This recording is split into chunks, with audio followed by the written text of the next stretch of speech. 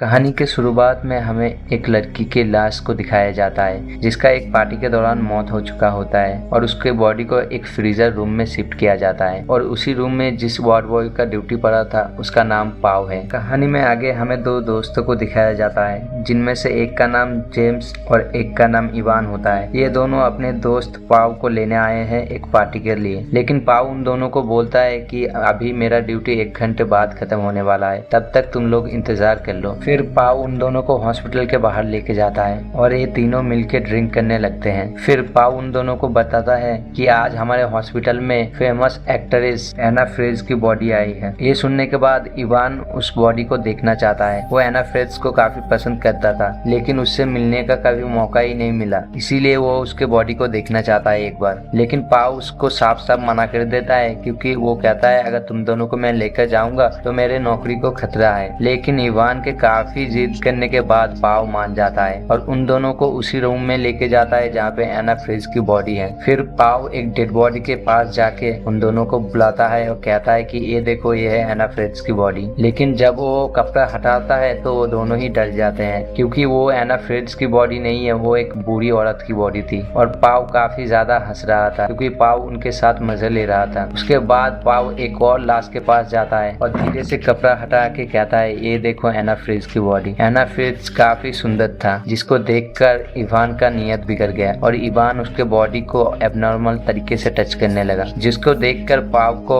और जिम को थोड़ा अजीब लगा। लेकिन इवान जिम को अपने बातों में उलझा के उसको भी एना फ्रेज की बॉडी को टच करने को कहा, लेकिन जिम को ये सब ठीक नहीं लग रहा था, इसीलिए उसने हाथ हटा लिया। और एना फ्रेज की बॉडी को देखकर इवान का नियत इतना बिगड़ गया कि वो उसके साथ फिजिकल रिलेशन बनाना चाह रहा था, जिस पर जिम बिल्कुल भी सहमत नहीं था। लेकिन पाव ने उसको बताया कि मैंने भी इससे पहले लाश के साथ फिजिकल रिलेशन बनाया है तो इसमें कुछ भी गलत नहीं होगा। उन दोनों के दबाव में आके जिम भी ये करने के लिए राजी हो जाता है, लेकिन उसका मन नहीं मान रहा था। लेकिन फिर भी वो दोनों तो है उसके दोस्त ही ना, वो क्या करता। फिर वो तीनों मिलके ड्रग्स लेते हैं और ड्रग्स लेने के बाद जिम और पाव रूम के बाहर चले जाता है और उसके बाद इवान एना फ्रेज की बॉडी के साथ फिजिकल रिलेशन बनाने लग जाता है और उसके काम हो जाने के बाद पाव अंदर जाता है और पाव भी उसके बॉडी के साथ संभोग करने लग जाता है। लेकिन तभी अचानक एना फ्रेज की आंखें खुल जाती है क्योंकि वो अभी तक जिंदा थी। लेकिन पाव संभोग में इतना ज्यादा खो जाता है कि उसे पता ही नहीं है कि एना फ्रेज फिर से जिंदा हो चुकी है। और जब उसे पता लगता है तो काफी ज्यादा डर जाता है और चिल्ला उठता है। पाव को चिल्लाते देख उसके दोनों दोस्त अंदर आ जाते हैं और वहाँ पे पाव उन दोनों को बताता है कि एना फ्रेज फिर से जिंदा हो चुकी है, जिसको देखकर इवान काफी ज्यादा डर जाता है क्योंकि उन्होंने उसके साथ जो किया था अगर वो जिंदा है तो पुलिस को जरूर बता देगा, इसीलिए इवान उसको मारना चाहता था। लेकिन जिम उसको पानी पिलाता है और इवान से कहता है हम इसे नहीं मारेंगे। इसी बात पे दोनों के बीच झगड़ा हो जाता है और इवान जिम को काफी ज्यादा मारता है, इतना मारता है कि वो बेहोश हो जाता है और पाव कैसे भी करके इवान को पीछे खींच लेता है। लेकिन तभी अचानक एक और वार्ड बॉय उसी रूम में आ जाता है और दरवाजे को लॉक करके चले जाता है। लेकिन पाव और इवान जिम को फर्स्ट एड देना चाहते थे, लेकिन अब उनके पास कोई चारा नहीं है, इसीलिए वो उन दोनों को किसी अलग रूम में शिफ्ट कर रहे थे। पाव उस रूम से खून को साफ करके और कपड़े बदल के जब आता है तो देखता है कि जिम मर चुका है, जिस बात पे वो काफी ज्यादा रोने लग जाता है। लेकिन इवान उसे दिलासा देता है कि ये बस एक्सीडेंटली हुआ है और इवान पाव को बाहर लेके आता है और उससे कहता है कि हमें हमारे दोस्त के बॉडी को छुपाना होगा और एना फ्रेज को भी ठिकाने लगाना होगा। ये पुलिस को जाके सब कुछ बता देगा और हमें और हमारा फ्यूचर पूरा स्पॉइल हो जाएगा। और उसके बाद एना फ्रेज कैसे तैसे करके अपने बेंच से नीचे गिर जाता है और जिम के पॉकेट से उसका फोन निकाल के किसी को कांटेक्ट करता है और तभी इवान और पाव भी अंदर आ जाते हैं और इवान उससे मोबाइल छीन लेता है और इवान देखता है कि एना ने किसी को कॉल किया था लेकिन उससे उसका बात नहीं हो पाया था। और तभी ये दोनों मिलकर एना फ्रेज को किसी और एक जगह पे लेके जा रहे होते हैं, लेकिन तभी उनके फ्रेंड के फोन पे किसी का फोन आया होता है और ये उसी पर्सन का फोन था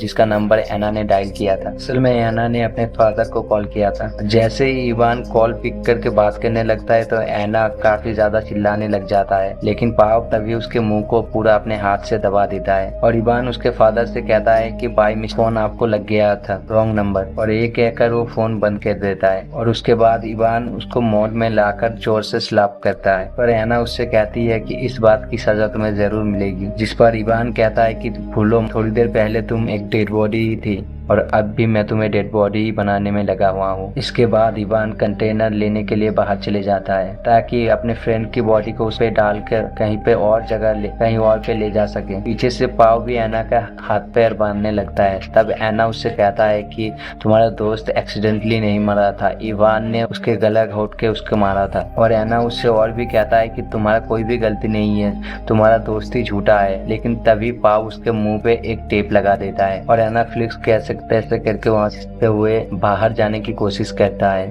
और तभी इवान कंटेनर लेके अंदर आ रहा होता है और पाव खून साफ करने में बिजी होता है। और इवान आगे पाव को बताता है कि एना भाग चुकी है और तभी वो दोनों एना को ढूंढने लगते हैं। एना जो कि स्क्रॉलिंग करते हुए लिफ्ट तक पहुंच गई थी, लेकिन तभी वहां पे इवान आके लिफ्ट का दरवाजा बंद नहीं होने देता है और एना फ्लिक्स को खींचते हुए घसीटते हुए लेके जाता है। और जब इवान एना फ्लिक्स को एक रूम में लेके आता है तब पाव इवान से पूछता है क्या जिम को तुमने ही गला घोट के मारा है। लेकिन उस पर इवान जवाब देता है कि एना फ्लिक्स तुमको गुमराह कर रही है, मैं क्यों मारूंगा मेरे दोस्त को, तुम गलत सोच रहे हो मेरे को, वो बस एक एक्सीडेंट था। और उसके बाद पाव और इवान ये डिसाइड करते हैं कि एना को किस तरह मारा जाए, जिस पर इवान सलाह देता है कि उसके सांस रोक के उसे मारा जाए। और पाव भी उसे मारने के लिए एक कपड़े लेके आता है, लेकिन इवान कहता है कि इसे अब तुम मारोगे। लेकिन पाव उसे मारने से इनकार कर देता है। तभी इवान जोर जबरदस्ती उसके हाथ को पकड़ के एना फ्लिक्स के मुंह में कपड़ा डाल के उसको मारने लगता है और थोड़ी देर बाद एना फ्लिक्स मर भी जाती। अब इवान जिम के बॉडी को ठिकाने लगाने जाते हैं और पाव एना के बॉडी को साफ कर रहा होता है। लेकिन तभी वो देखता है कि एना तो अभी तक जिंदा है, क्योंकि पीछे एना फ्लिक्स जब पाव को इवान के बारे में बता रहा था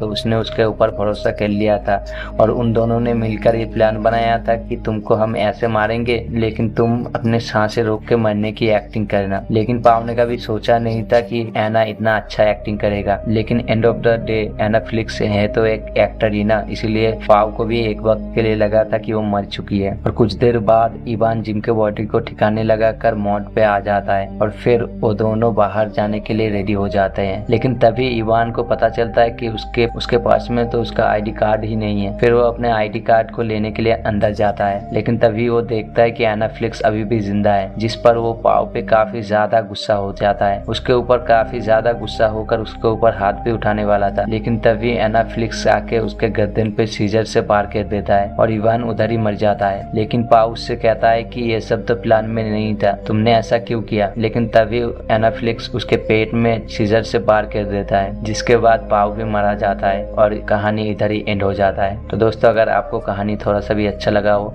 तो वीडियो को लाइक या डिसलाइक कर दीजिए और चैनल पर अगर पहली बार आए हैं तो चैनल को सब्सक्राइब कर देना।